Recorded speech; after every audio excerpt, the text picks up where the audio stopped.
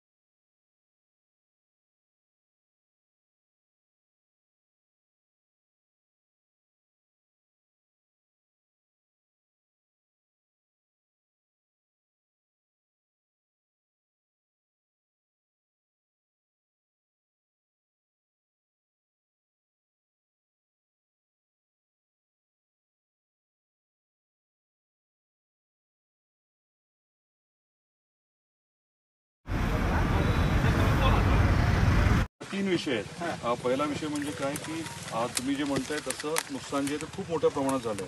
आपल्या आदरणीय मुख्यमंत्री महोदयांनी काही गोष्टी स्पष्ट सांगितल्यात आणि एक पुढच्या 2-4 दिवसात अजून सांगतील।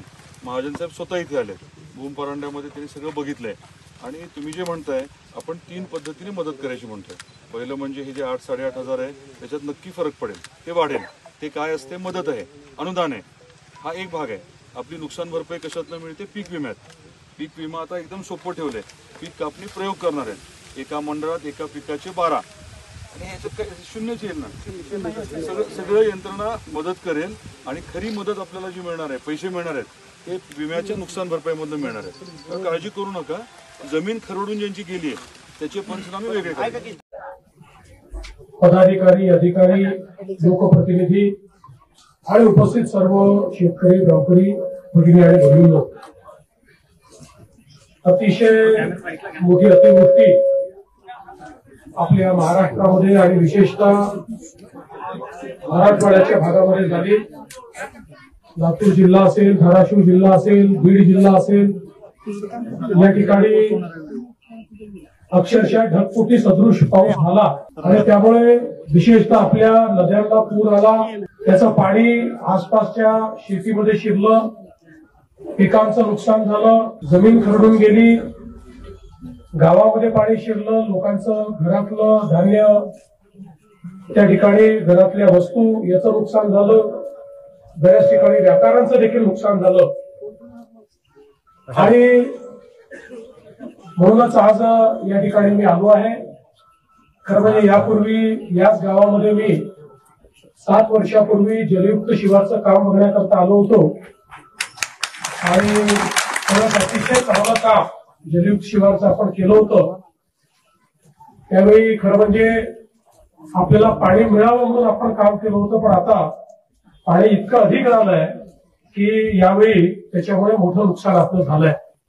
आणि म्हणून शासन म्हणून मी आपल्याला या निमित्ताने आश्वस्त करतो की सगळे निकष बाजूला ठेवून आम्ही सर्व शेतकऱ्यांना सरसकट मदत करणार आहोत आणि जेवढी वाढीव मदत आम्हाला करता येईल ती करण्याचा आमचा प्रयत्न असेल. आणि एवढंच नाही तर ज्यावेळेस आपण टंचाई घोषित करतो, टंचाईच्या वेळी ज्या उपाययोजना आपण सगळ्या करतो याला टंचाईत समजून तशा प्रकारच्या सगळ्या उपाययोजना या ठिकाणी आम्ही लागू करणार आहोत. या ठिकाणी ज्यांच्या घरामध्ये पाणी घुसलेलं आहे त्यांनाही मदत करणार आहोत. ज्यांच्या दुकानाचं नुकसान झालंय त्यांनाही आपण पूर्णपणे मदत करणार आहोत. आणि केवळ या ठिकाणी आपली घोषणा नाही तर कालच पहिला हप्ता 2,300 कोटी रुपयाचा आपण रिलीज देखील केलेला आहे. आणि आता जशी नुकसानीची सगळी पाहणी आपल्यापर्यंत पोहोचेल त्यावेळी जी काही अधिकची सगळी मदत आहे ही सगळी मदत आपण करणार आहोत. कुठल्याही परिस्थितीमध्ये शेतकऱ्यांना या ठिकाणी वाऱ्यावर सोडायचं नाही असा आपल्या सरकारचा निर्णय. यासोबत इन्फ्रास्ट्रक्चरचं देखील मोठ्या प्रमाणात नुकसान झालेलं आहे. विशेषतः या गावची जी मागणी आहे की 2 गावांना जोडणारा आपल्याला जो पूल या ठिकाणी करायचा आहे, मी आजच घोषणा करतो की या पुलाला आम्ही मान्यता देऊ. या ठिकाणी येणाऱ्या रस्त्याला देखील आम्ही मान्यता देऊ. तो रस्ता देखील जो आहे त्यालाही आम्ही मान्यता देऊ. आणि सगळ्या पद्धतीनं हे जे काही इन्फ्रास्ट्रक्चरचं काम आहे हे काम देखील या ठिकाणी आम्ही पूर्ण करू. त्यामुळे कोणालाही चिंता करण्याची आवश्यकता नाही आहे. सरकार 100% तुमच्या पाठीशी उभं आहे. सरकार योग्य अशा प्रकारची भूमिका यामध्ये घेईल आणि ज्या काही मागण्या समोर आलेल्या आहेत त्या मागण्या निश्चितपणे आपण पूर्ण करू. मला अनेक गावांमध्ये या ठिकाणी पाहणी करायला जायचं आहे त्यामुळे मी अधिक आपला वेळ घेणार नाही. आणि जरूर ही सगळी जी काही आपली परिस्थिती आहे त्या परिस्थिती अनुरूप या ठिकाणी निर्णय घेतला जाईल हा विश्वास मी आपल्याला देतो. धन्यवाद.